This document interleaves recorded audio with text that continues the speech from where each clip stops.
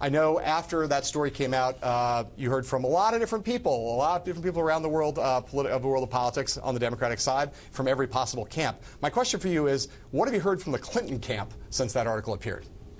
Well, you know, I'm supporting the secretary, and I saw her when I was in the Vineyard, and over the last few weeks, I sat down with John Podesta, who chairs Hillary for America. I've had a lot of good exchanges with Uma, who's her chief of staff and confidant, and have heard from the secretary, and is going to be meeting with her probably within the next week or so. And it is the case that at the time that you met with Vice President Biden, none of those things that you just described had occurred. Well, I just got back from the Vineyard. Yes, the answer those things. I just want to place the Vineyard thing in time. We're just saying the article appeared, and there was been a lot of outreach. You're in the Vineyard. How often do you get to see, the secretary? There's been a lot of outreach. There's been a lot of outreach from the Clinton campaign showing their love to Robert Wolf at this moment. That's fair to say. I would like to say that there was always a good relationship there, but I'll let you say it how you want. Have you heard anything more from Vice President Biden since that one meeting in New York City? No. No. What's your gut right now as the clock ticks about whether Vice President Biden is going to get in this race or not? You know, it feels each and every day it seems like it's getting closer. There's a large group of, draft Joe Biden. Over the weekend I heard some different people joining it. I saw the letter. I think that, he's very popular, and the Colbert thing hit a lot of people in a very heartwarming way. And I think a lot of people want to see, a real Democratic race here between the secretary and Sanders and Biden. So it feels like, to me, that there's he seems like he's leaning forward to eventually run. That's what it feels like. But you're going to stick with Hillary if he does run? Yes. You are. Do you think it would be good for the party and good for Hillary if Biden gets in? I mean, listen, I think it's good to have a real primary. I think if the vice president wants to go in and his head's ready to go in, then, I think it will be good for the debates. It will be good, to have people see different platforms. I think having a few more. You think it would be actually good for her?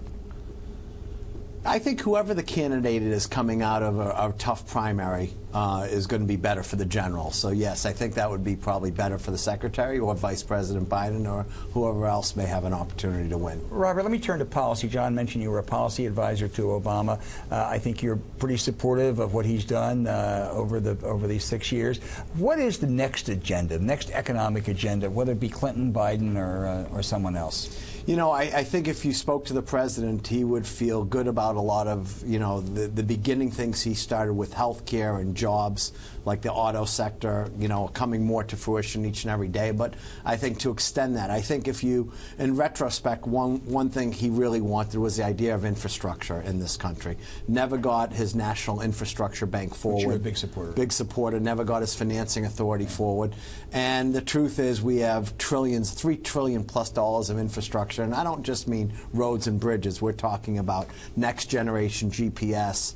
We're talking about, fiber being laid everywhere. That would be the top of any agenda. Yeah, and so I think, and by the way, Al, as you mentioned before, it's the greatest multiplier of GDP is infrastructure for every dollar spent. Let me quick question about the Fed. They didn't raise interest rates. They may do it in December. Should they? And you think Yellen has basically handled it right? Actually, I was not a supporter of the Fed raising rates because the volatility has been incredible. I think the global growth has been slowing. IMF came out with a forecast that's slower than norm.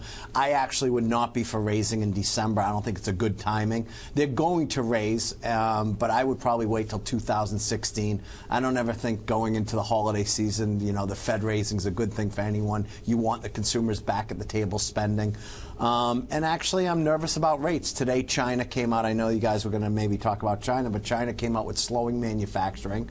That's not a good sign for global growth right here. So I don't think by waiting another few months, is going to change the direction we're going to be in a raising rate environment. Let me ask you real quick, like 20 seconds. What do you think about the Trump tax plan? I've seen the headlines. It seems like he is narrowing the base and lowering the rate. My guess is Simpson Bowles would crush this and say that it's going to add trillions to the deficit. I have not yet seen it. It would be surprising to me you can lower the highest rate from 40 or 39.6 to 25, corporates from 35 to 15, have a 10% one-time tax and think that we're going to lower the deficit. Doesn't seem to make sense to me.